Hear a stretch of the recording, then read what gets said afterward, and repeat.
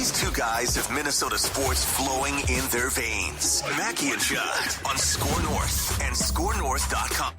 The third pick belongs to the Portland Trailblazers. The second pick will be made by the Charlotte Hornets. And that means that the number one pick in the 2023 NBA draft goes to the San Antonio Spurs. Let's go! Dude, hilarious. It's just a quiet, depressed room. It's the greatest prospect in 20 years, Victor Wembanyama. And this guy for the Spurs is just, woo! Let's go! Yeah! Let's get drunk! Just like Stone Cold Steve Austin's a couple beers. Oh, my gosh. Yeah, that was amazing. By the way, the Spurs, are they just like the luckiest lot to get Tim Duncan? The 1 year they were bad. The 1 year they were bad because David Robinson got injured, 25 years ago. And surprise, number one overall pick, Tim Duncan, dynasty. So does Pop stick it out now?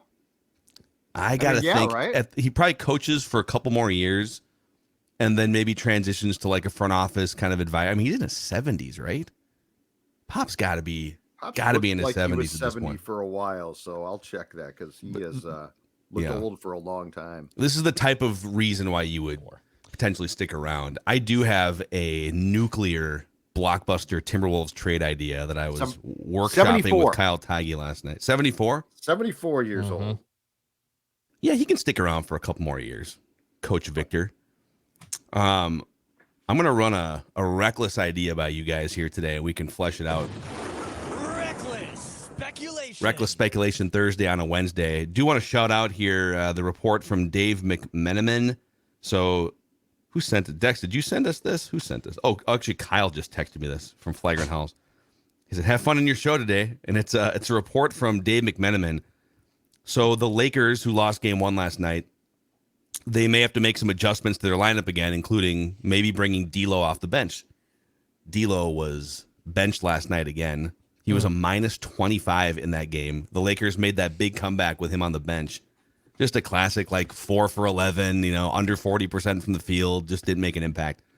McMenamin on the Lakers potentially bringing D'Lo off the bench. Quote, multiple team sources told ESPN there is concern the team could lose the 27-year-old point guard if he views the adjustment as a demotion after starting every other game in the postseason.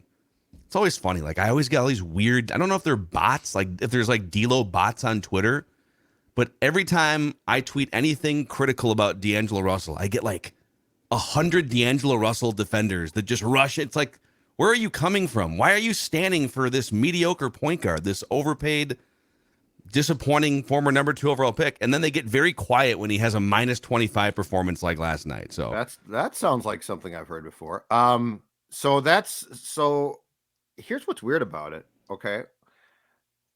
Why do you have to be concerned about, quote, losing D'Lo? Like, I could see, like, if it's LeBron or something, right? Like a very important, incredibly important player, and you have to sort of tread lightly. I can even sort of see it with KAT at times, okay? Because when KAT's playing well, it's important. But, I mean, D'Lo, to me, should be the type of dude who adjusts to what you're doing. Well, yes. Well, I think the answer to your question is, long-term, who cares if you lose him? You're not going to pay him $30 million a year. His contract's up.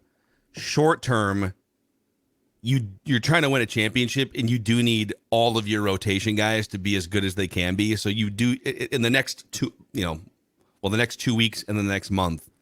Ideally, you'd like him playing as well as he can play. And so if he's like, but then again, if you have to worry about a guy putting himself before the team and mentally checking out during a Western Conference Finals, come on, guy. I think I would have LeBron go talk to him and say, you will stay engaged no matter what you're doing.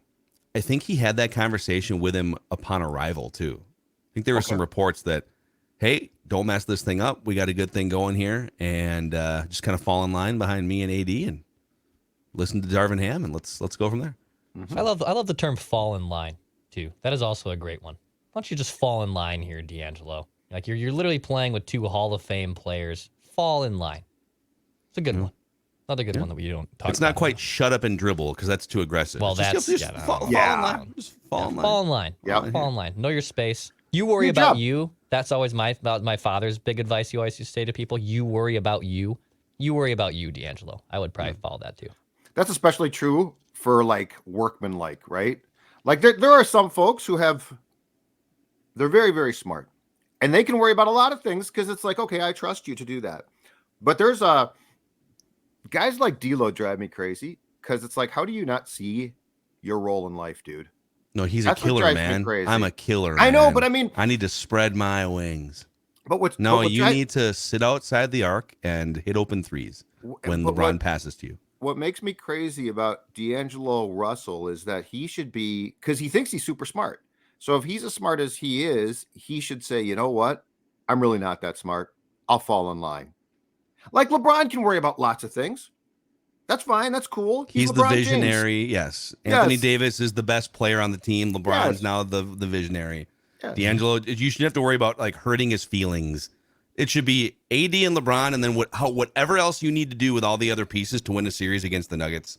You shouldn't have to worry about that. But Amen. It's no longer the Timberwolves' problem. Okay, do you guys want some reckless speculation Thursday on a Wednesday? Obviously. Okay. There are rumblings that I heard last night that this might, let's just say, surpass reckless speculation. Into what? Into is there another level Nuclear, beyond nuclear nuclear? reckless speculation? You know what? If you were This to is do an the atom DEFCONs, bomb of speculation. if you were to do the Ruthless. DEFCONs, Aggression. you know, do you want to play a game? This is one of the DEFCONs that's very, very serious. So last night, Kyle, my friend and co-host on Flagrant House, Kyle Teige, and I were texting, and I will give him full credit because he floated the initial idea. He texted me after the draft lottery. KAT for the number 3 pick? Eyeball emojis? Question mark? I said, interesting. Okay. So Portland has the number 3 overall pick. And Declan's the one who's the official Portland Trailblazers insider here on the show. So I'll defer any and all actual insiding. Leave the speculation up to me. Leave he's like the Shams or the Woj of any sort of Timberwolves Blazers transaction. I'll get this trade. Once we have it finalized, I'll send it over and we'll see how this tastes. I'll let you know. So first, we need to start with you. I hate it when people just throw random ideas. What if you did this, right? Trade machine. I think there needs to be. It's like in wrestling. Declan and I love wrestling. I hate it when there's just like a random match at a. No, I need a story. What's the why behind the WrestleMania match? What's going to get me emotionally invested here? What's going to get the Wolves and the Blazers to actually tango in a trade? And I teased this on Twitter. And a lot of people are like they're already photoshopping like Damian Lillard and Anthony Edwards next to each other in a Timberwolves jersey. The Timberwolves aren't going to trade for a 30. Damian Lillard's one of the great players of our generation. They're not going to trade the farm. They're not going to swap KAT. They're not going to trade for Damian Lillard. And by the way, if Lillard wants to go somewhere, there's a million other places he'd probably rather go. Maybe he wants to team up with Joel Embiid. So it's not Damian coming to the Wolves. Okay. The Wolves are looking to potentially, if they do decide to trade Karl-Anthony Towns, unclog the organization, unclog the paint, get rid of a Supermax contract that they could eventually clear up space for Anthony Edwards' financial growth, Jade McDaniels' financial growth, sell high on Karl-Anthony Towns before another public playoff failure potentially, and keep building out a young nucleus that fits around Ant. Guys who are closer to the age of 21, 23 that fit around Anthony Edwards, right? So that would be a motivation for the Wolves. Karl-Anthony Towns is your biggest trade asset. I don't think you just get better by getting rid of him. You need to get something in return that makes sense, but there's real steam there, right? Yep. Blazers motivation. Well, Damian Lillard is turning, like I said, 33 years old. It's desperation time, man. Like, you might only have another year or two. He's had some injury issues. I think they won 32 or 33 games this year, so like they have to make a big move of some kind to shake this thing up if they want to make it happen in Portland. So could you pair Damian Lillard with another star player in his prime, a dynamic offensive Robin, if you will? One final push would be the motivation for Portland to trade Damian Lillard. So here's my trade, and we can talk through this. All right? All right, let's do it. Here's what the Blazers get. Reckless speculation. You guys can write this down if you want to keep track. Oh, yeah. The Blazers get Karl-Anthony Towns, You get 5 years of Karl-Anthony Towns. So you'd get the full Supermax contract all the way through his age, I think, 32 season. You get 5 years of Karl-Anthony Towns. Basically, the rest of his prime, he's yours. And I'm going to send Taurean Prince, a 29-year-old, good, solid, 3-and-D, slashing wing player, an adult in the room to play next to Damian Lillard. So the Wolves then would have to get back. They'd have to get back salary within a range of like 33 to 52, 54 million to make it work with an NBA rule. So some of this is the Wolves getting assets back. Some of it's having to match salaries. So the Wolves would get the number 3 overall pick. And we can talk about what that may be. Probably, I mean, they're not going to get Victor. He's going number 1 to the Spurs. So it's probably either Brandon Miller, who's the 6'9", I guess you'd call him a power forward, small forward, kind of a Paul George type profile from Alabama. Or maybe like a Scoot Henderson, the point guard, combo guard, who's projected in the top 3 too. Great name. So you get a good young 19-year-old player. I'd ask for another future first-round pick as well. Anthony Simons, who is the dynamic 23-year-old combo guard that scores, 22, 23 points a game. He's all offense, no defense. He's all gas, no breaks. Uh-oh. Makes about $24 million a year, but he would be scoring punch, a guy that could help when Anthony Edwards is not in the game. Who scores points for the Wolves when KAT's out? That was a real issue, right? Well, a guy like Anthony Simons would come in and be able to drop 25 or 30 points on your head if you're not careful. And then to fill out the rest of the salary matching, the Blazers would also send, it's more of a salary filler here. He'd be a rotation piece, but Nasir Little, he's a 23-year-old rotational wing player. Just kind of a guy, but can shoot some threes. Sure. 15, 20 minutes a night if needed. And then Nurkic's contract. So Nurkic is their 7-foot big man who's just kind of a meh big man. $18 million a year. I think there's like 3 years left. I would say you'd try to spin him to a third team. So you'd take on Nurkic's contract slot, spin him to a third team. So again, KAT, Taurean Prince to the Blazers, the number 3 overall pick, another future first-round pick, and a dynamic 23-year-old combo guard in Anthony Simons, plus a rotation guy in Nasir Little who kind of fills the salary gap, and then you would move the Nurkic contract for something else. I don't know what that would look like. I would beg for Shaedon Sharpe, who was the 7th overall pick like a year ago.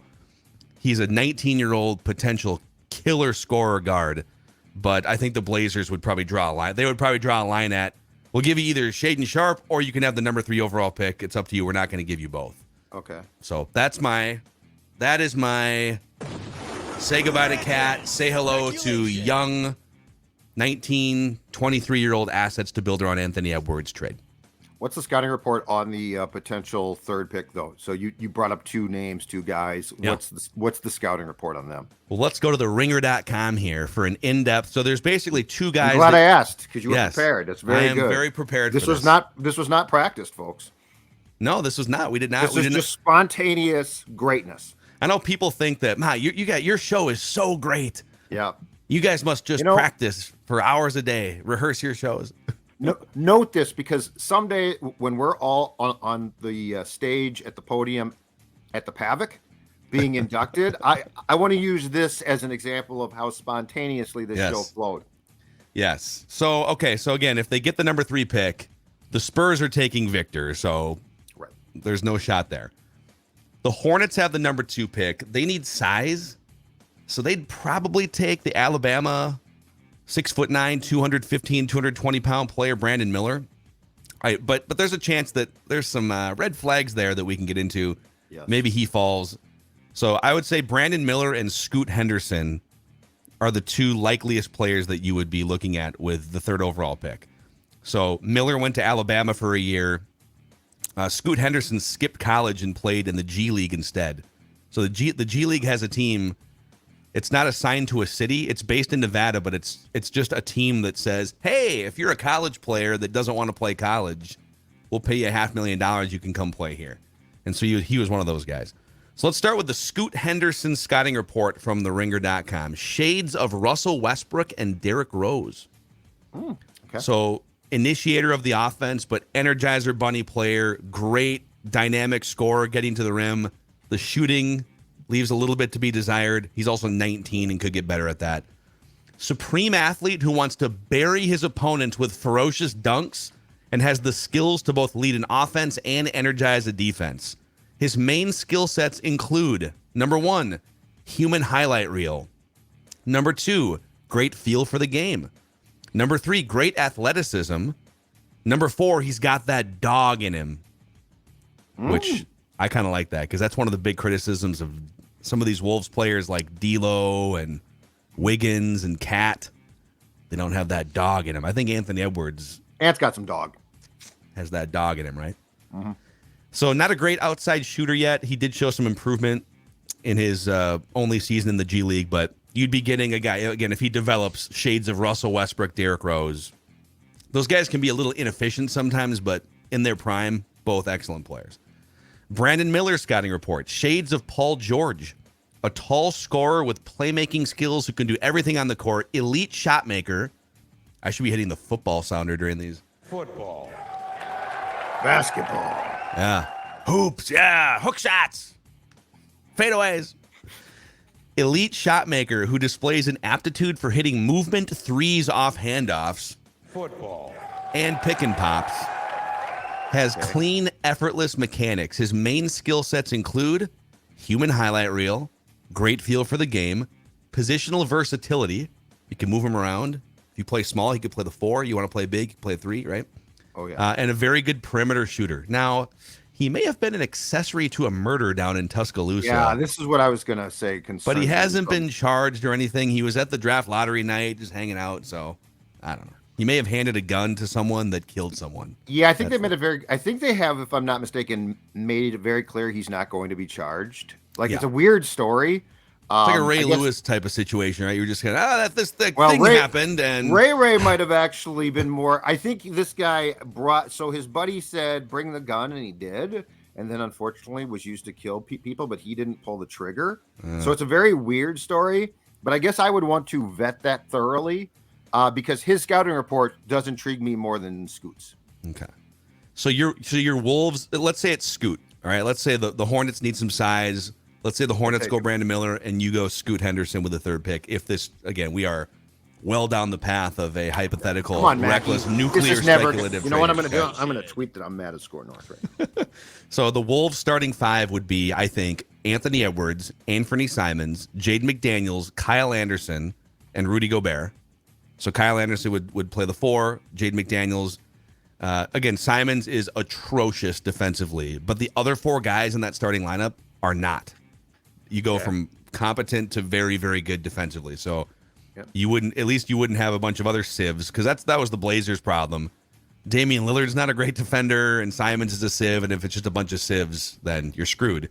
And then your bench would be Scoot Henderson. You got to figure out what to do with Mike Conley in this scenario. Because I don't think let's say you started Conley with Edwards. Now are Simons and Scoot coming off the bench? Simons started for the Blazers. Would he come in and be okay just being like a 6th man? I wouldn't worry too much about that. Conley's age, and I mean, he misses time.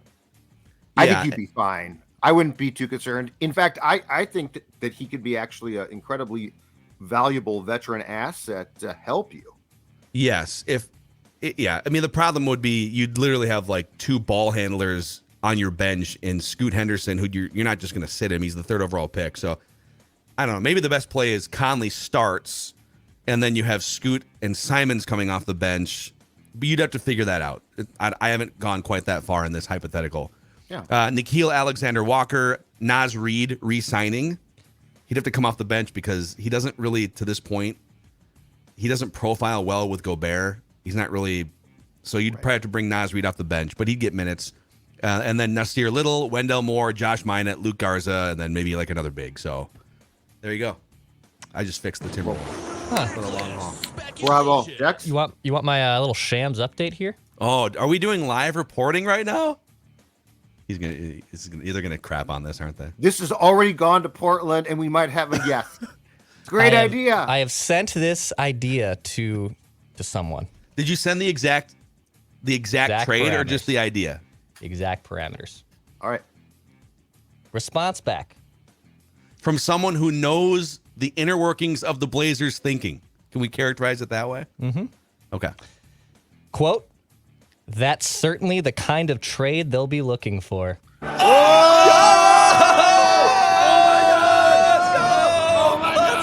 Get the pick! Get the pick!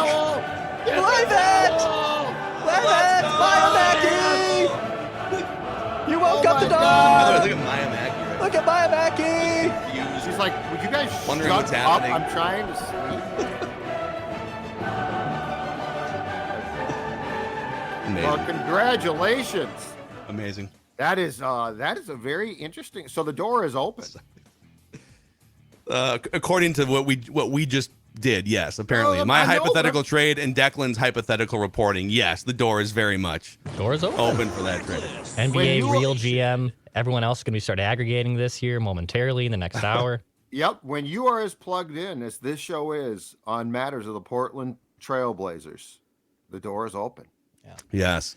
And the door is open, too, speaking of Maya Mackey, for your animal to eat Nutrisource foods and treats. I got a Karl-Anthony Towns. This isn't my own speculation. There's a Bleacher Report thing about Karl-Anthony Towns we'll get to in a second. But Nutrisource is the official dog and pet food of Score North, Purple Daily, and Maya Mackey is always very happy when she gets that big scoop of Nutrisource chicken and rice. And she is young and vibrant and full of life. Stella, well, she's like 11 or 12. She is full of piss and vinegar, but you know what keeps her healthy and happy? Nutrisource, the training rewards treats, of course, but every day, breakfast and dinner, and Stella has never been more vibrant than she is now. Your pet will appreciate it, as will that little guy right there. Score North's favorite employee, little Vinny Goff here. There's a lot of moving. There's boxes. There's things going in and out of the apartment. That's a stressful time for a dog. But what's going on here? You're taking away my home. Well, actually, buddy, we're getting you even a better home, so you're not living on the 6th floor, and that's a story in its own right. But when he's freaking out, you just hand him a little Nutrisource calming treat, right? A little treat to just kind of let him, hey, buddy, you're okay. Gets a little sit, a little shake of the paw. It's all going to be good from our friends at Nutrisource. A shout out to our friends at Dennis Kirk. So Dennis Kirk is here to support riding season. Whatever you ride, a Harley, Indian, Metric Cruiser, sport bike, you'll find what you need at DennisKirk.com so you can ride more and wait less. Over 180,000 parts and accessories in stock, clothing and helmets as well. Shipping is free for orders over $89. If you order by 8 p.m., they ship the same day. Everything you need for your ride at DennisKirk.com. One quick caveat here.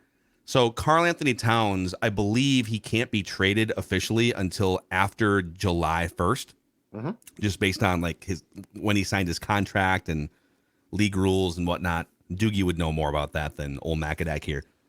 But I think what happens sometimes, because the draft happens in like mid or late June, didn't this happen with the Timberwolves? Have done this before, I feel like, where like the Blazers would make the pick.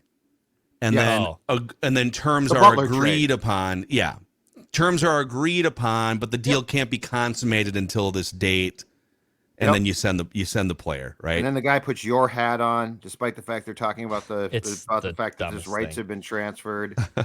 And then he's got to talk about Lauri Markkanen. I am so happy to be a Timberwolf for 30 seconds. That's right. That's right. Lauri Markkanen, It was Markkanen. the one that got away, man. Yeah. So, all right. So before we get to this other cat thing, all right. So where are we at? Are you guys yay or nay on this? Who says no on this? Go ahead, Don. I'm in on it. I think convincing Portland still to like KAT is still a little bit of a long shot. I'm just trying to figure out the fit there with KAT and Dame. Or does Portland route KAT to the Knicks Or that. in a Julius Randle swap, and Julius Randle makes his way over to Portland to be the sidekick for Dame. This is how like 4-team blockbusters get built, by the way. Yes. In the NBA. And it's like the Wolves are like, this sounds great. We want nothing to do with Nurkic. We're not going to play him. So then they get a third team involved. And then the Blazers are like, cool. What if instead of KAT, we could get Julius Randle? And then boom, there's a fourth team involved. Yeah, I think you need a third team, if not a fourth team involved. Kind of like the Wild when they facilitated the Ryan O'Reilly trade, Judd, right? Like, remember now Ryan O'Reilly, his rights were here for like 90 minutes. And Yep. The best center in Wild franchise history, too. Yep. Not the jersey hanging from the rafters. That guy Damn right. ain't it. Yeah, so tell me about the Knicks trade, because I think I want to consider both your proposal and the Bleacher Report proposal. Okay, so this is, I don't know that this is a specific proposal. It's a report from Bleacher Report. Okay. I'll just read it to you guys. Several NBA sources over the past couple of years have expressed they believe the Knicks will ultimately end up with Karl-Anthony Towns, a CAA client, because of the connection to the Knicks front office. Yep. If so, would the Knicks want to add Towns to complement their top three or send out Randall or Barrett? No one polled expects Brunson to be available. They'd be crazy to flip him after a year. He's their heartbeat right now. Yep. But sourcing was of mixed opinion on what's next for New York. Other big names suggested as potential Knicks targets include Bradley Beal, Kyle Kuzma. Generally speaking, the Knicks could be a suitor for the next star who demands a trade. Should opportunity strike, the Knicks may not have to break up their top three players with Rose and Fournier as outgoing salary blocks. So they could make salary matching work with like the Fournier. Fournier makes like $15 million, I want to say. If so, the team could include its haul of picks and some of its younger players like Robinson, Quickly, Grimes, or Toppin. So I don't think the Wolves would be interested in a Towns for Randall swap because, again, Randall's around the same age. Yeah. Barrett makes me a little nervous because he's multiple years in now and he's kind of a volume scorer. He's not a very efficient player. So, but there's just another piece of red meat for the Towns to the New York Knicks speculation that's going to continue to happen, I'm guessing, over the next 2 months. So I got to think that while odds are probably against Towns actually being traded, I got to think that there's going to be discussions like this. Like I have to. Like you can't watch what transpired, I don't think, and just safely say, let's run it back. I think you have to engage in discussions. And the thing too is, and I'm going to make an assumption here. I'm going to make the assumption Tim Connelly is staying. Yeah. Which is an assumption in and of itself. But if Tim Connelly is staying too, he has now had a year to sort of watch this whole thing, right? And that's going to color his views a bit. So while I think at the end of the day, he doesn't trade KAT, I do think that this team has a legitimacy to it that goes beyond just simple score north, reckless speculation. So, but just to unpack that for a second. So you believe Conley stays. You believe he doesn't trade KAT, but you also believe that you can't run it back. I also believe that he will engage because it's hard to make trades that big. I mean, it can be, let's just say dangerous. But I think that KAT is the one guy to shop. I think that Conley probably has some serious, and Finch probably, some serious remorse about the draft picks lost. And I think that the more that you watch and are around KAT, including behind the scenes, I think the temptation goes up to part ways with him. So do you think, but you said you don't think they're going to trade him. I don't think they're going to, because I do think that trade would be difficult to make. Like, I don't think they're going to go back to what you said at the outset of this bit, Phil. I don't think that they're going to give him away or like make an irresponsible trade. I think that they would have to come away feeling privately like they won the trade. So the odds are probably against it. But I do think that there very well could be serious discussions. So it's not going to shock me. Right. But my last question to you is, but you also think that they're not going to run it back? Or are you saying that they are going to run it back, but they shouldn't, and then they'll get crucified? I think Tim Connelly's preference is going to be not to run it back if he doesn't have to. But I also think that his butt is on the line big time now. And again, he's going to have to feel like he won the KAT trade. So if KAT is traded, it's going to have to feel like a win, which is going to be difficult because I think KAT is well known enough around the league that I'm not sure that you're going to get exactly what you want. But I think Tim Connelly's preference probably would be to not have to run this thing back. And I also think, last point here, his comments at the end of the season about Ant were very telling. Mm-hmm. Because what he basically said is, this is his team. We're going to, I mean, he said what we've been saying, but we're just three yahoos who yap about this and watch games. The guy that runs the team basically said, no, he is our guy. He is the guy. And so when you say that to me, you can't tell me that that's not at least some type of warning shot to KAT about be prepared that you talk a big game, dude, but this is Ant's team. Well, to me, the key quote or the key like snippet from Tim Connolly's postseason exit interview with the media is he said not only what you just said, which is we want to make sure that everything we're doing is fortifying Anthony Edwards. And then he said, we want to make sure we're putting winning players around him. And what we don't know is if you were to go line by line on this roster, does he think all the players on this roster are currently winning players? Are there some players he doesn't think are winning players? D'Angelo Russell historically has not been a winning player, unless you just want to blame everything around him, the coaching, the organizations, the teammates. It's like, man, these basketball rosters are pretty small. When you're making a lot of money, you're expected to influence winning. And Karl-Anthony Towns has been the same way. The Timberwolves historically are 60 games under 500 when Karl-Anthony Towns plays. And some of that was early on, and some of it's organizational dysfunction. So I'm not putting it all on Karl. And there's a big discussion here to be had about the Timberwolves player development since the early 2000s and how they've had a lot of good players just like either be not maximized or didn't have the motivation to rebound like Andrew Wiggins for whatever reason. But then another thing you said is, and I agree with this, to what extent is the word out on Karl-Anthony Towns that the reasons why the Wolves would potentially want to trade him, that the rest of the league also knows those things, and now you're sort of hamstrung trying to get 50 cents on the dollar. And that's the beauty of a team like the Blazers. The Blazers are not Miami. They're not this super appealing market, this destination that players want to go play for, Los Angeles. You know, D'Lo gets traded to Los Angeles. It's like, yes, thank God. Players go to Miami, and it's this amazing experience. It's funny, the Knicks have actually struggled to get star players, but there's players that would love to go to New York. Barely anyone is dying to go to Portland, right? So the only way that the Blazers can get a player of KAT's caliber, even if he's kind of broken, is to trade for him.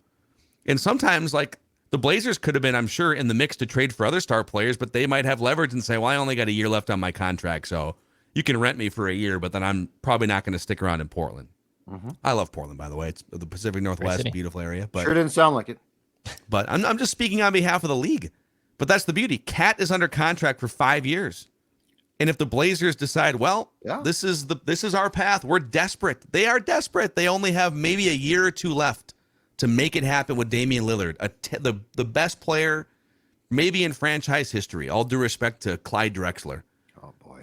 And whoever else. Didn't Bill Walton play for the Blazers back in the day, too? For a while. Okay. I think Dame's probably the best player in franchise history. Rasheed Wallace was there. He's Clyde the Glide was Mighty really Mouse. Damon Stoudemire. Yeah. Okay. Terry Glide, Porter was a good role player for the Blazers. You're just naming arbitrary Portland Arvydas players. Sabonis. J.R. Ryder went there for a while. Scottie just Pippen. fantastic. Scottie Just Pippen. fantastic. Huh? Oh, God. Huh? Scottie Pippen is a rocket, right? Oh, boy. But the Blazers, my point is the Blazers could look and say the same thing and say, well, yeah, he's just kind of a mopey personality, and he definitely shrinks in big spots in the playoffs and whatnot. But boy, when he's playing at his best, he's a unicorn. And it's not like we have 5 options to choose from here. So let's make it happen. I think that end of the season presser by Conley, though, said a lot. Like when you're talking about Ant the way that he did, and I don't disagree with him, but it was still pretty frontal as to who the face of this franchise is going to be.